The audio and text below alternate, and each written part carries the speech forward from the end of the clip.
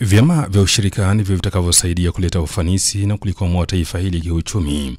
Mwanzilishi na muasisi wa chama cha ushirika cha Gluha Sacco, Daktari Boniface Mang'eti, amesema kuwa serikali inastahili kutilia maanani zaidi suala la kuwainua vijana humu nchini kupitia vyama hivyo ili kukwamua Mkenya wa kawaida kutokana na lindi la umaskini linalowazonga wengi wa Kenya nchini.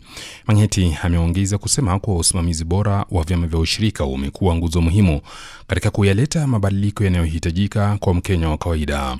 Sifia mienendo ya utoaji wa mikopo ya Gluha, akisema kuwa bali na kuhakikisha kuwa viwango vya riba ni vya kuridhisha, malipo yake pia yataweza kuhakikishiwa kuwa Wakenya wanaochukua mikopo wanaweza kuafikia malipo yao kwa njia ambayo haitawaumiza zaidi kwa mifuko.